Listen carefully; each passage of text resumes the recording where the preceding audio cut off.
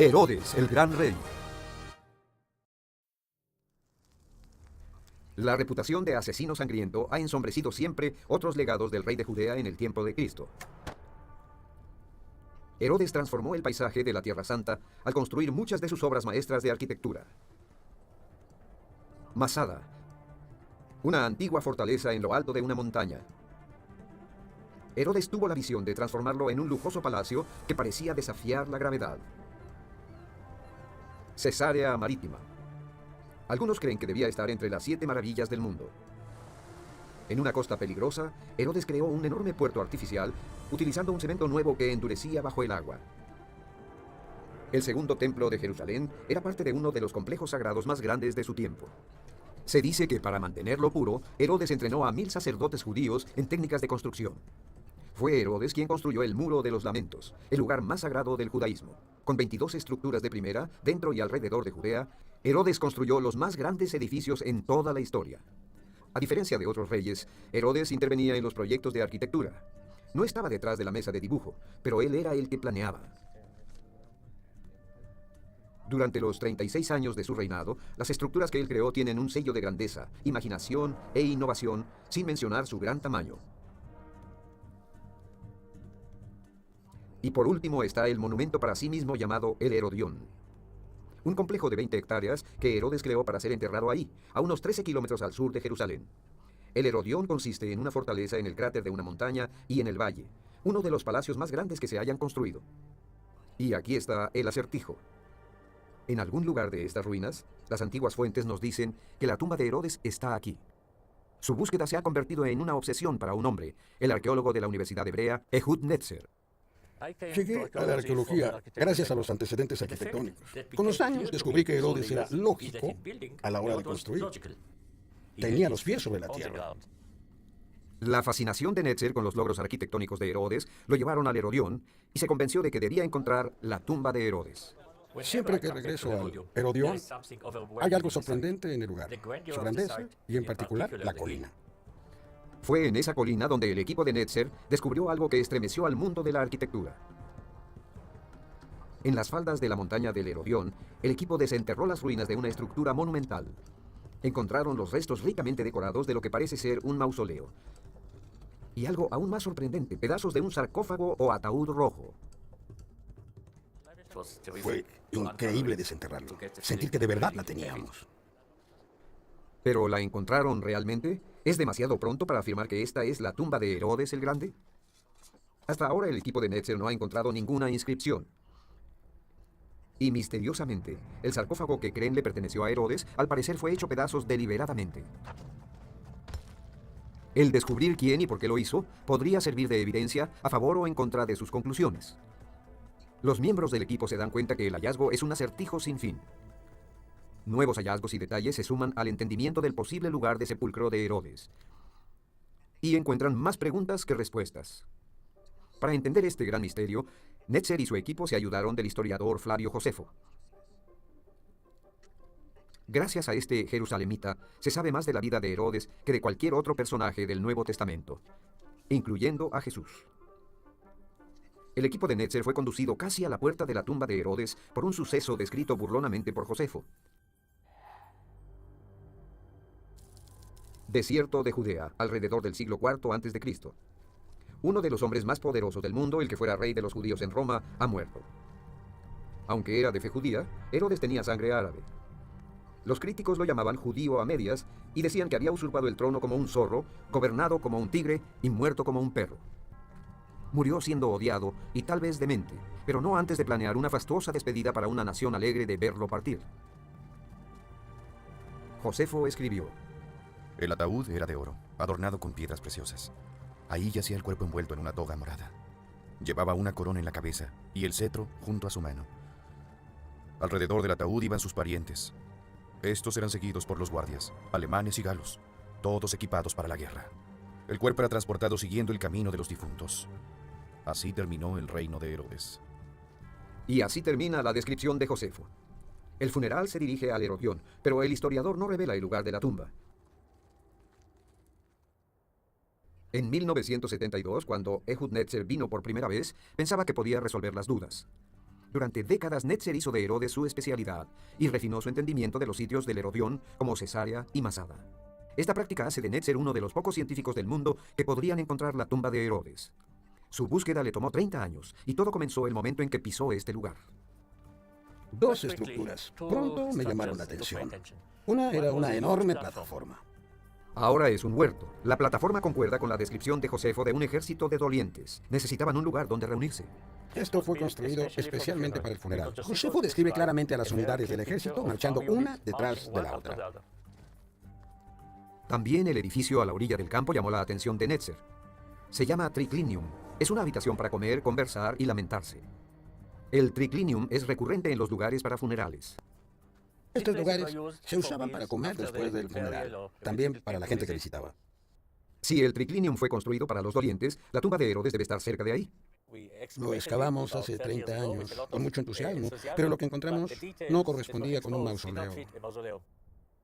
No se trataba de la tumba de Herodes, pero los detalles de todas las estructuras que el equipo hallaba le sugerían que se trataba de un sitio de entierro a una escala herodiana. No todos estaban convencidos. El problema es que hablar solamente de teoría es difícil para mí. Esto podría ser una enorme área de recepción. No está conectada con la tumba necesariamente. Sentimos frustración. Cuando acabamos con el triclinium y no encontramos nada, fue frustrante. Exploramos el cuarto al lado del triclinium y estaba vacío. Esa fue otra etapa de frustración concentrada.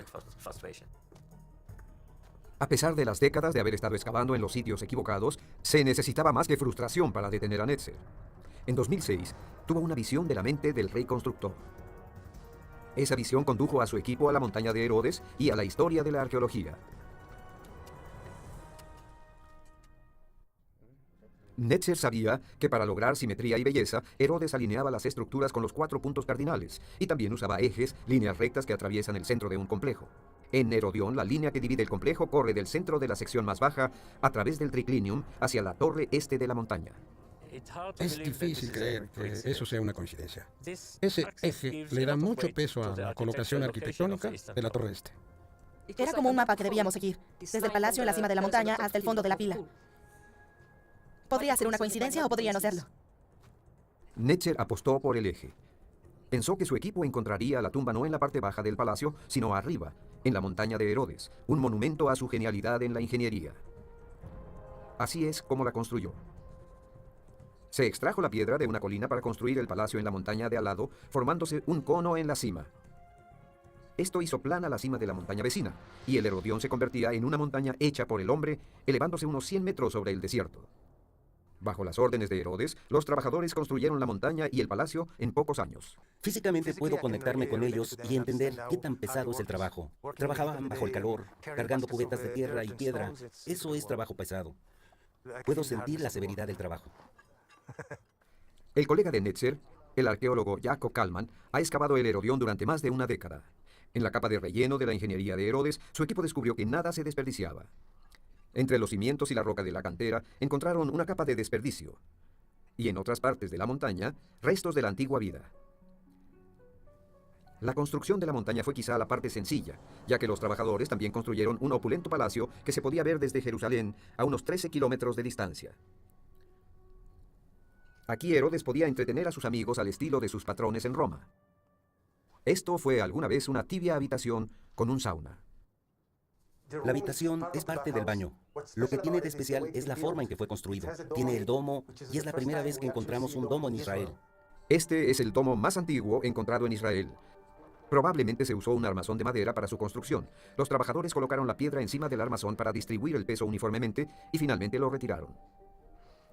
El lujo del palacio, las murallas dobles de la montaña y las torres para divisar al enemigo son signos de una fortaleza.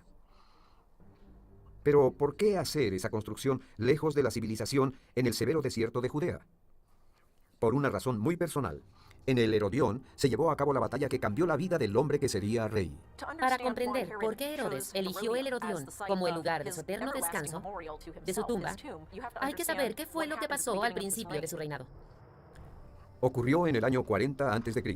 Judea estaba bajo el mandato de Roma. Herodes aún no era rey, sino un gobernante impuesto por los romanos, conocido por su carácter explosivo y su veloz espada. Ese año, los partos, de lo que es Irán hoy en día, invadieron Judea y tomaron Jerusalén. Junto con su familia y su ejército, Herodes escapó durante la noche. No era su costumbre escapar de las batallas, pero planeaba regresar con legiones romanas. De pronto el carro donde iba la madre de Herodes se volteó, y al verla sin vida, Herodes deseó morir también. Pero sus perseguidores estaban sobre ellos. En lugar de quitarse la vida, Herodes dirigió la batalla de su vida.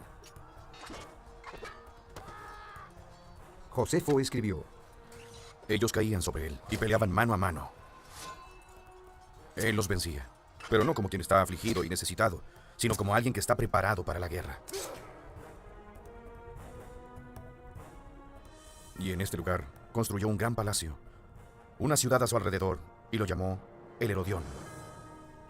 Ganó esa batalla, lo que le permitió continuar. Tal vez si hubiera perdido la batalla, habría muerto enseguida. Probablemente haya hecho una promesa para ser enterrado aquí. Así comenzó esto. Su madre sobrevivió, pero la victoria de Herodes duró poco. Sus enemigos se reagruparon y asediaron. Así que Herodes dejó a su familia en la fortaleza de la montaña, que más tarde se transformaría en una de las proezas de la ingeniería más impresionantes de la historia, Masada. Masada significa fortaleza en hebreo, pero para los judíos significa más que eso. Un siglo después de haber sido el santuario de Herodes, los judíos rebeldes tuvieron un heroico pero inútil y último enfrentamiento contra los invasores romanos en Judea. En el año 40 a.C., Herodes llegó a Masada con una batalla victoriosa, pero para ganar la guerra necesitaba las legiones de sus amos en Roma. Ese fue un momento muy crítico en su carrera. Huye de Jerusalén y gana en el Herodión. ¿Qué debía hacer? ¿Qué seguirá después? Al parecer, la mejor solución fue Masada. Dejó a su madre y a otros parientes en esta fortaleza y se dirigió a conseguir ayuda. Nunca imaginó que las cisternas de Masada se secarían. Quedaron atrapados, se quedaron sin agua. Estaban rodeados por los partos. Pudo haber perdido todo. Sorprendentemente, cuando rendirse habría significado la muerte, comenzó a llover. Las cisternas se llenaron y lograron sobrevivir hasta que él regresó, ya como un rey, para rescatarlos. Y desde mi punto de vista, a partir de ahí comenzó para él el camino hacia la gloria. Herodes no olvidó el sufrimiento de su familia en Masada. En vez de eso, la transformó en una maravilla de la ingeniería. Las piedras hablan en Masada. Para mostrarles un ejemplo de cómo la arqueología o las piedras reflejan el estado mental del rey, debemos observar la exageración, el gran tamaño de las cisternas. Construyó un enorme sistema de cisternas que contenían millones de galones de agua, alrededor de 40.000 metros cúbicos, lo que le permitiría mantener a un ejército de 10.000 soldados durante varios años en un estado de sitio. Las 20 cisternas de Herodes contenían unos 40 millones de litros de agua, el equivalente a 16 albercas olímpicas. Para llenarlas, debía acumular el agua de las escasas lluvias del desierto. Estamos caminando sobre los restos del acueducto original del rey Herodes el Grande, aquí en Masada. Se puede ver aquí el canal, el revoque donde se acumulaba el agua. Los trabajadores cavaban canales en la meseta. Estos conducían el agua de toda la montaña hacia las cisternas. Lo que se hace es muy sencillo. Solo se obstruye la continuación de este canal, permitiendo que el agua entre al sistema de cisternas. Una vez que este se ha llenado, se retira el bloque para que el agua siga corriendo y llene la otra cisterna. Su abastecimiento de agua estaba seguro, así que Herodes se ocupó de otras cosas más sutiles y de la ingeniería de novedades que sorprenden aún hoy. Este cuarto almacenaba grandes contenedores de vino importado de Italia. Si una urna se rompía, el vino caía a unos contenedores en estos hoyos. Se puede reemplazar a los sirvientes, pero no el preciado vino. Esas eran las prioridades del rey. Estamos frente a uno de los grandes logros del rey Herodes el Grande. El palacio en las terrazas, el palacio colgante en la parte norte de Masada. Un gran ejemplo de la visión arquitectónica y de los logros del rey. El gran logro de Herodes en Masada es el palacio de 3 niveles en la pared norte de la colina. Aprovecha una colina natural ya existente, la cual es espectacular. Y en la cima de esta construye un palacio que literalmente cuelga en la orilla de la montaña. Es una unión brillante de la arquitectura y el paisaje. Para mí, Masada es una reflexión de todo el reinado de Herodes el Grande. Masada fue construida durante su reinado. Y durante todo su tempestuoso reinado, Herodes regresó una y otra vez para mejorar y disfrutar su inexpugnable fortaleza en el cielo. Aquí llega la brisa en la noche, incluso en los días más calurosos. Imagínense al rey sentado aquí con uno de sus seres queridos, bebiendo vino tinto del sur de Italia, disfrutando la vida. Es bueno ser rey. Es bueno ser rey si se vive para disfrutarlo. Para asegurarse de eso, Herodes construyó no solo una, sino 2 murallas alrededor de Masada. Uno se pregunta, ¿por qué construiría una muralla en un precipicio como este? Supongo que es un reflejo del estado mental del rey. Herodes se preparaba para un estado de sitio. No hay que adivinar por qué Herodes construyó Masada. Josefo nos dice que Herodes fortificó Masada porque temía una revuelta judía en su contra. Josefo escribió: Herodes preparó esta fortaleza por temor a la multitud de judíos. Podría ser derrocado y restablecerían sus antiguos reyes en el gobierno. Herodes fue asignado como rey de los judíos por los romanos, el cual era un poder de fuera. Así que para los judíos, él no era un gobernante legítimo. No descendía de la dinastía judía de reyes, los asmoneos. En el año 40 a.C., Herodes huyó de Jerusalén como gobernante y regresó como rey. Los gobernantes romanos, Marco Antonio y Augusto, lo nombraron rey de los judíos. En 3 años, Herodes sacó a los partos de Judea y derrocó a sus seguidores, sus futuros súbditos judíos. Nunca lo perdonaron por los estragos que causó en el país, ni por los asesinatos de las familias que marcaron su reinado y tal vez inspiraron uno de los episodios más conocidos y aterradores del Nuevo Testamento, la masacre de los inocentes. Todo comenzó con la llegada de los 3 reyes magos, quienes venían a buscar al niño Jesús. Su búsqueda alertó a Herodes el Grande sobre el nacimiento del recién nacido rey de los judíos. Temiendo la llegada de un usurpador, Herodes ordenó el asesinato de todos los niños varones de Belén menores de 2 años. Muchos estudiosos de la Biblia concuerdan en que la masacre nunca ocurrió, a pesar de que ese era su carácter. La descripción que Mateo hace sobre Herodes, como alguien que asesina niños, tiene algunos fundamentos. Se sabía que Herodes había asesinado a algunos miembros de su familia. Para asegurar el trono, Herodes se casó con una princesa de Judea de la dinastía gobernante, los asmonios. Herodes, al parecer, se casó para entrar en la dinastía de los asmoneos con una mujer asmonea llamada Mariame. Esta mujer tuvo un final trágico. Herodes estaba decidido a que ningún otro hombre la poseyera. Cada vez que se ausentaba por alguna misión peligrosa, ordenaba en secreto que la asesinaran si él no regresaba. Pero un día, el hombre a quien Herodes hizo el encargo se lo dijo a ella. Herodes lo mandó matar y también a su amada esposa. Ahora la mayor amenaza para el trono de Herodes eran sus hijos asmonios. Había rumores de que los miembros de la familia no le eran leales a Herodes, de que planeaban derrocarlo y tomar su lugar. Así que Herodes también los mandó matar. No es algo normal que un padre mate a sus propios hijos. Es algo anormal. Los mató a todos, a todos. En el laboratorio del equipo en la Universidad Hebrea, Rachel Chachi y Orna Cohen tal vez estén viendo las consecuencias de la amarga relación con su familia y sus súbditos. Al reconstruir lo encontrado en el Herodión, hicieron un gran hallazgo. Las piezas de 3 sarcófagos, no solo de uno. Los 2 nuevos sarcófagos son blancos, no rojos. Respecto a los sarcófagos blancos, uno está decorado y el otro no. El que está decorado tiene una combinación de plantas que parece hiedras con flores. Y en el techo, un motivo con delicados laureles y flores. Conforme van reconstruyendo el mausoleo y el sarcófago rojo, el equipo cada vez se convence más de que son los de Herodes. Cada pieza perteneció a la realeza, indudablemente. Yo estaba escéptica. Decidí ver primero las piezas y decidir por mí misma. Y cuando vi las piezas, me emocioné. Era evidente que se trataba de las piezas de la realeza. El trabajo, la decoración, el tallado de las piezas es de gran calidad.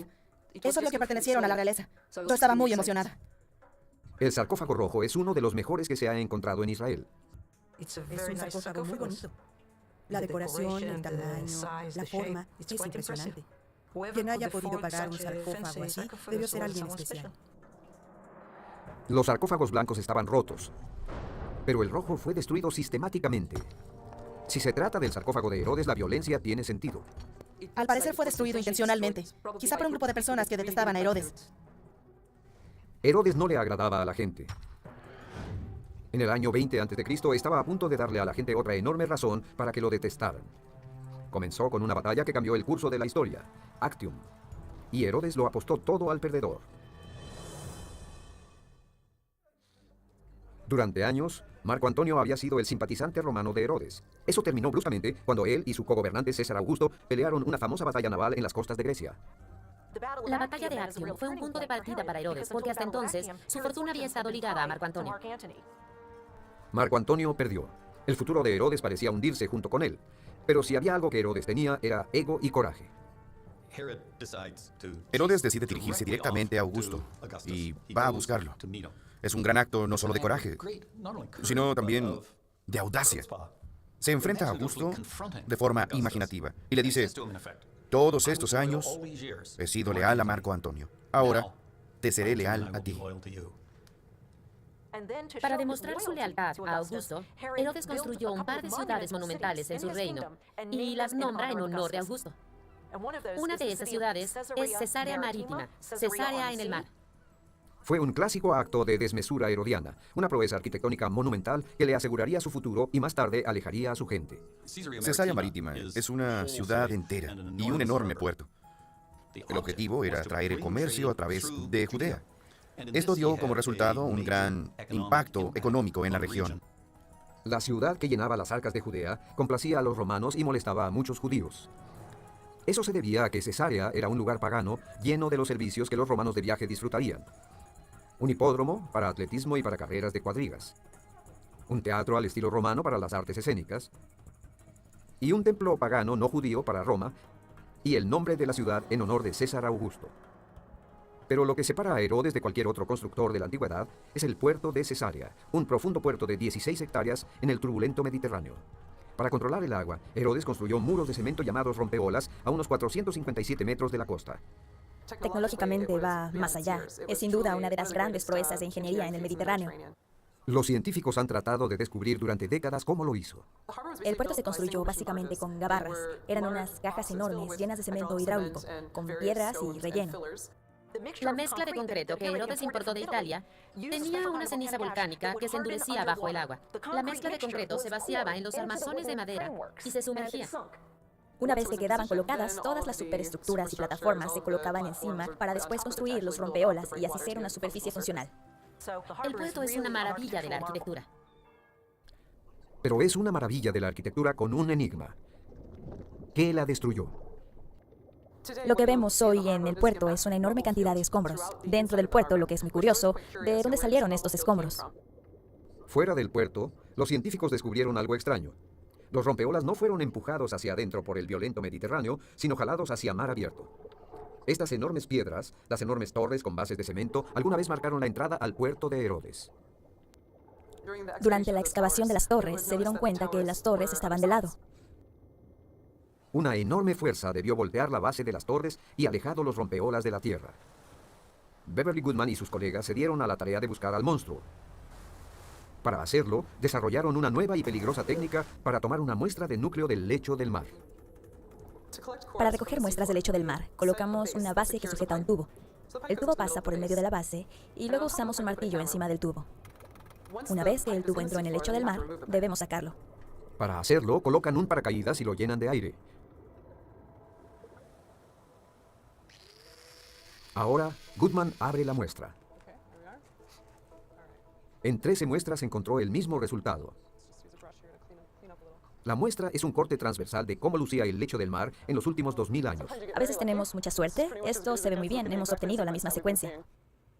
La arena en el fondo del lecho es del tiempo en que Cesarea fue construida, alrededor del año 20 a.C. Encima de la arena, en una época posterior, está la huella de una catástrofe. Es una mezcla de conchas y pedazos de cerámica. Hay 2 capas así alrededor de todo el puerto de Cesarea. ¿Cómo se mezclaron las conchas y la cerámica y cómo fueron a dar al mar? La respuesta más apropiada es un tsunami. Los temblores bajo el mar causan muchos de los tsunamis. Las placas tectónicas chocan bajo el lecho del océano, desplazando montañas de agua y generando una ola asesina. Las poderosas olas excavan debajo de los cimientos de los rompeolas, causando que los muros devasten Cesarea. Cuando las olas regresaron al mar, el agua arrastró los escombros de la ciudad y jalando los rompeolas hacia atrás. Y dejaron su huella, capas de conchas y escombros de la ciudad. Probablemente los tsunamis hayan sido causa principal de la destrucción del puerto. La datación de radiocarbono y los registros históricos sugieren que los primeros depósitos los dejó un tsunami que azotó en el siglo II. 4 siglos después, un segundo tsunami azotó. Es maravilloso encontrar material para la datación de radiocarbono. Encontrar cerámica es como encontrar oro. Es maravilloso encontrarla en las muestras. La teoría de que los tsunamis destruyeron el puerto de Herodes es relativamente nueva, pero convincente. Sin embargo, las excavaciones anteriores tuvieron conclusiones diferentes.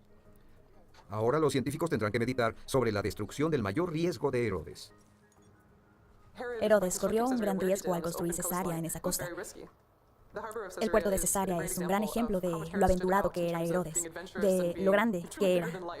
Todo era extremado y siempre era más grande que lo anterior. Las proezas de ingeniería de Herodes deleitaban a sus patrones romanos. pero fracasó al no ganar los corazones y mentes de su propia gente, los judíos. Se propuso cambiar eso con su proyecto más ambicioso, la expansión del Gran Templo de Jerusalén. Este es el lugar más sagrado del judaísmo, el Muro de los Lamentos del Segundo Templo, destruido por los romanos 70 años después de la muerte de Herodes. Algunos vienen al muro a lamentar la destrucción del templo. Otros a celebrar la vida y bodas y bar mitzvahs. El muro es lo único que queda del intento de Herodes por convencer a sus súbditos de su fervor religioso. Sus motivos pudieron haber sido políticos o tal vez personales.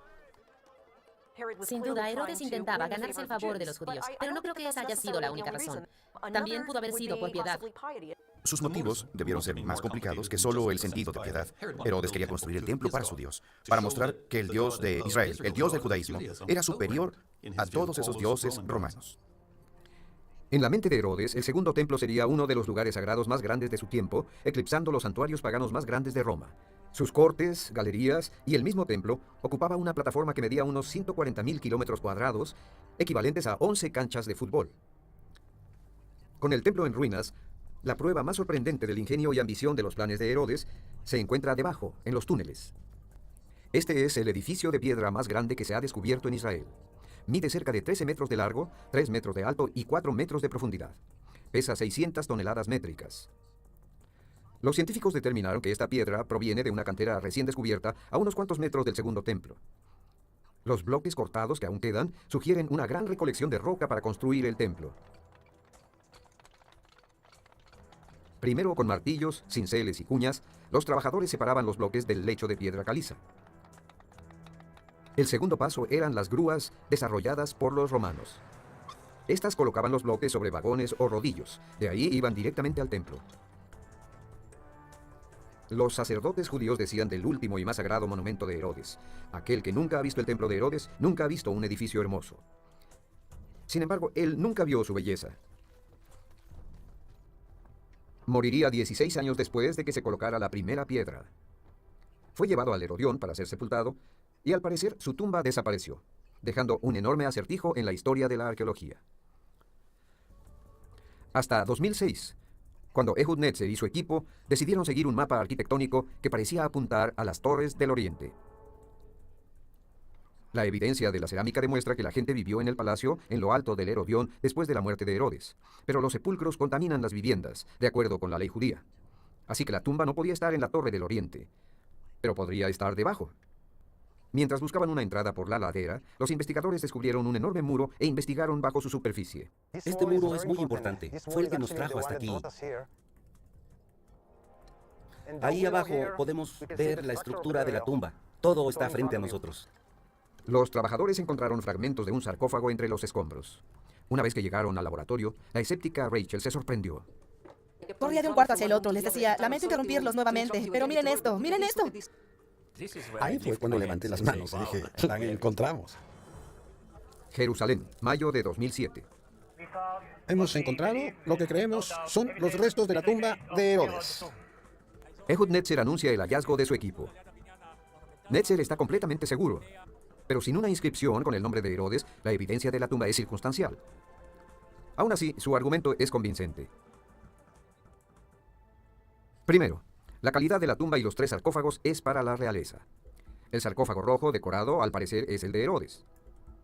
Quizá nunca sabremos quién ocupó los sarcófagos blancos. Segundo, el complejo en el que se encontró la tumba es el único en Judea nombrado en honor de Herodes. Y sabemos por el historiador Josefo que Herodes fue enterrado en alguna parte de este lugar. Tercero, el sarcófago rojo tal vez fue destruido a propósito, quizá como un castigo a Herodes, quien era odiado por sus súbditos. Nueva evidencia de los sarcófagos y de la plataforma del mausoleo hacen que esta posibilidad sea casi irresistible. Muestran que la erosión de las rocas de la estructura es mínima. Los signos de exposición indican que el monumento del sepulcro estuvo en pie durante unos 60 años y luego debió ser destruido y enterrado. Las marcas de las herramientas se ven visibles, se ven marcas de martillo, cincel y todo lo que se usó. Normalmente cuando una estructura continúa en pie, todas estas marcas se borran. El hecho de que las marcas aún sean visibles dan la impresión de que la estructura no estuvo de pie durante cientos de años, quizá unos 50 o 60 años, pero no más. Si revisamos lo que sucedió unos 60 años después de la muerte de Herodes, el tiempo coincide casi perfectamente. El Herodión fue ocupado por judíos rebeldes que intentaban sacar a Roma de Judea, y nadie odiaba más la memoria de Herodes que ellos. Los rebeldes debieron tener un motivo para destruir la tumba de Herodes, y es posible que se hayan ensañado con el sarcófago que sabían era de él. El rojo es más real. Finalmente, Herodes era el único judío merecedor de un entierro tan fastuoso, 60 años antes de la destrucción de la tumba. Para Netzer y su equipo, todo tiene sentido. No hay ninguna duda de que esta es la tumba de Herodes.